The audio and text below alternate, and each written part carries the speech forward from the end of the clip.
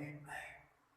जैसा कि मैं प्रोफेसर मुख्तार अवान पहले चैनल शुरू किया है एरोटेक एयरफोर्स में और आईएसएसबी का पार्टिकुलरली एरोटेक के लिए मैंने फिज़िक्स, मैथ और इंग्लिश पार्ट्स ऑफ स्पीच के बारे में वीडियोस को अपलोड करके ताकि इसमें स्टूडेंट्स को फ़ायदा हो। उसमें माशाल्लाह जो मेरा ग्रुप था तकरीबन 11 के ऊपर मुश्तमिल था और जिसमें से 10 बच्चे जो है वो माशाल्लाह उन्होंने इम्तिहान को पास कर लिया। यानी आप एक स्टूडेंट ने सिर्फ 3 दिन क्योंकि क्लास अटेंड की थी तो वो क्लियर नहीं कर सका, लेकिन जो कंटिन्यू क्लास 1 महीना अटेंड करते रहे या 15 टू 20 डेज वो क्लियर कर गए। तो अभी मैं एक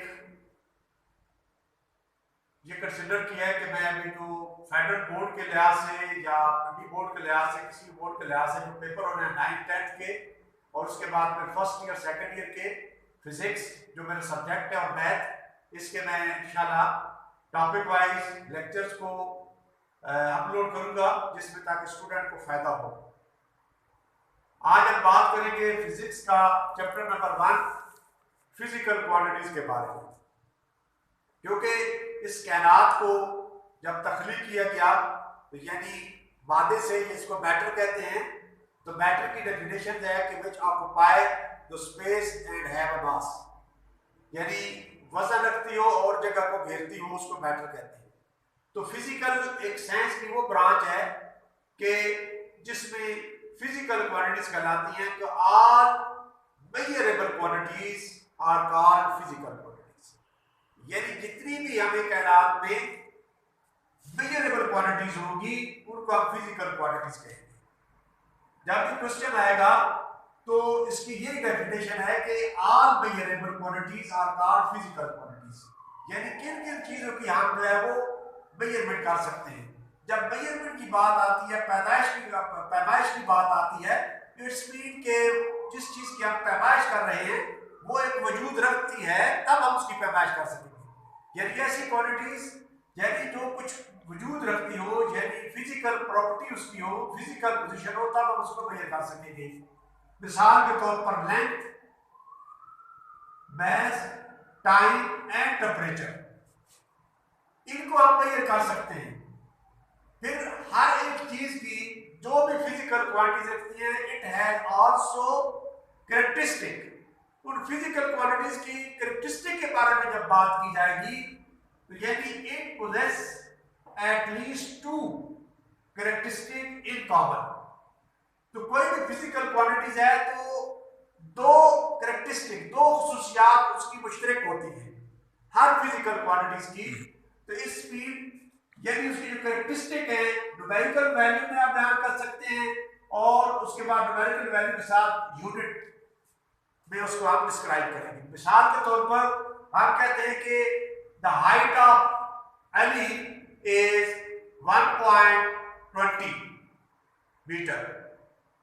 तो अब क्या होगा, अब जो 1.20 है जो न्यूमेरिकल वैल्यूज है और उसकी यूनिट जो है मीटर या सेंटीमीटर, वो जो है उसकी यूनिट कहलाएगी।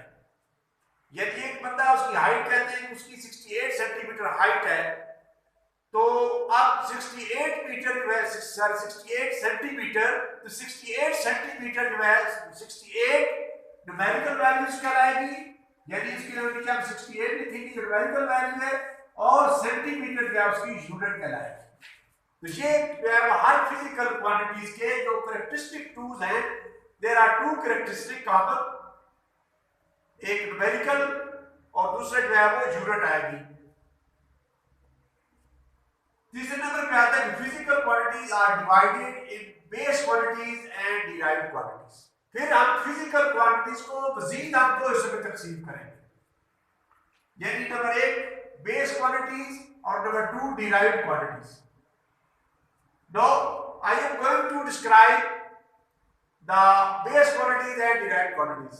What is the difference? जब हम बात करेंगे बेस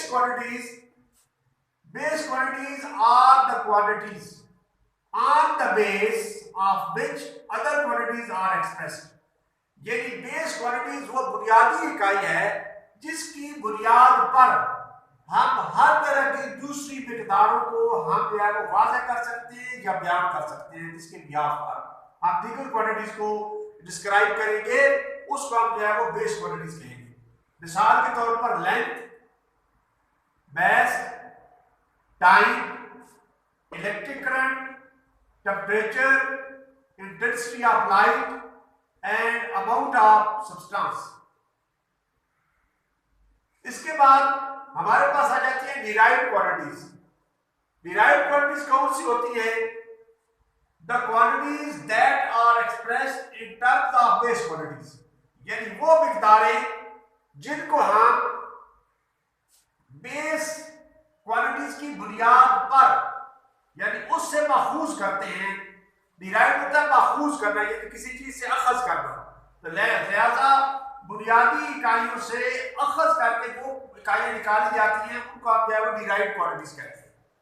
तो लिहाजा इसकी जो डेफिनेशन होगी, the quantities that are expressed in terms of base quantities are called derived quantities. मिसाल के तौर पर एरिया, अब एरिया और वॉल्यूम को हमें मालूम करना होगा, तो जब हमें लेंथ मालूम होगी बेस क्वांटिटीज की, तो then we can find the area and volume of. तो उसी तरीके से टाइम है, स्पीड और फोर्स।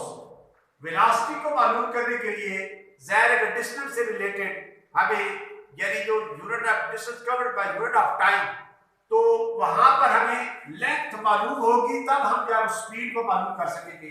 इसी वजह से कि स्पीड जो है डिराइव्ड क्वांटिटीज है और हमें जो है इसके लिए भी जो है वो हमें इस बेस क्वांटिटीज के उपयोग में से हल करना होगा। फोर्स है, वर्क है, एनर्जी है, पावर है, इलेक्ट्रिक चार्ज हो गया और इलेक्ट्रिक पोटेंशियल।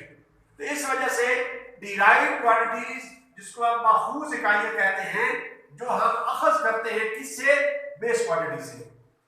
अब हमारे पास मजीद हम इसको दो हिस्सों में तकसीम करते हैं, इंटरनेशनल सिस्टम ऑफ यूनिट्स। जब बात करते हैं इसके बाद टॉपिक आ जाता है इंटरनेशनल सिस्टम ऑफ यूनिट। सबसे पहले ये था कि ओल्ड टाइम में लोग हर इलाके में, हर कंट्री में डिफरेंट वेज थे, मुख्तलिफ चीजों का वेट करने के लिए, मेजर करने के लिए हर एक का अलग अलग मेथड था। तो यहाँ पर एक 11th जनरल कॉन्फ्रेंस हुई थी वेट और मेजर्स के बारे में, हेल्ड इन पेरिस, यानी the 11th general conference on weight and measures held in Paris in 1960 adopted a worldwide system of measurements are called international system of unit। दूसरा SI unit, international system of units, is commonly referred as SI unit, यानी इसको हम जो है ज्यादातर refer करते हैं ये पेरिस के अंदर म्यूजियम के अंदर 0 डिग्री सेंटीग्रेड टेम्परेचर के ऊपर, यानी एक प्लाटिनियम मीडियम का रॉड मेजरमेंट करने के लिए, लेंथ मेजर करने के लिए मीटर रॉड बनाया गया, उसी से कंपेयर करते हैं। एक सिलेंडर बनाया गया और उसके बाद उस सिलेंडर जो है केजी से जाहिर किया गया, उसी के साथ हम कंपेयर करके ऑल वर्ल्ड के अंदर अब ये सिस्टम जो है वो अप्लाई होता है। उसके बाद आता है हमारे पास इसी का बेस यूनिट। कौन सी होती है? The units that describe base quantities are called base unit। अब पहले था फिजिकल क्वांटिटीज या बेस क्वांटिटीज और डिराइव्ड क्वांटिटीज। अब क्वांटिटीज के बाद यूनिट्स का नाम आ जाता है, क्योंकि मैंने कहा था कि कुछ क्वांटिटीज है डिराइव्ड क्वांटिटीज और कुछ बेस क्वांटिटीज हैं। कुछ न्यूमेरिकल वैल्यूज होती हैं और कुछ जिसको हम यूनिट्स कहते हैं वो सेंटीमीटर या मीटर्स में होगी। बेस यूनिट की जब बात करेंगे, the units that describe base quantities are called base unit, यानी ऐसे यूनिट जिससे हम जो है वो बेस क्वांटिटीज को डिस्क्राइब करेंगे उनको आप बेस यूनिट्स कहेंगे। और each base quantities has its SI unit. Her base quantities अपनी एक एसआई यूनिट रखती है। मसलन एक नाम है, लेंथ है, इसका सिंबल होगा, यानी क्वांटिटी लेंथ है और उसका सिंबल होगा लेंथ, एल से जाहिर करेंगे। और उसके बाद मीटर है तो उसकी यूनिट क्या होगी हमारे पास? एम कहलाएगी। इसी तरह मैस है उसका जो सिंबल है वो एम है, और उसके बाद उसकी यूनिट नंबर नेम जो है वो किलोग्राम है, और उसकी यूनिट उसका क्या है वो सिंबल उसका करेंगे केजी करेंगे। इसी तरह एक बुक के अंदर एक टेबल दिया गया है जिसमें तमाम जो है यूनिट्स और उसके बाद क्वांटिटीज को जो है वो डिस्क्राइब किया गया, और इसके बारे में अंडरस्टैंडिंग जो है वो बहुत जरूरी है। उसके बाद आता है हमारे पास डिराइव्ड यूनिट्स। ये वो यूनिट्स हैं, the units used to measure derived quantities are called derived units. इसको मजीद डिफाइन करते हैं। Derived units are defined in terms of base unit and obtained by multiplication, division, one or more base units with each other. The unit of area मसलन meter square and the unit of volume is meter cube. Unit of speed meter per second. क्योंकि इस तरीके से हम इसको बयान करेंगे। तो इंशाल्लाह इसके बाद नेक्स्ट जो टॉपिक है एग्जाम्स की रूल से जो पैटर्न आ रहा है इस वक्त जो सिलेबस के मुताबिक एनुअल एग्जाम में, इंशाल्लाह नेक्स्ट वीडियोस की टॉपिक को करोगे। अल्लाह हाफिज़।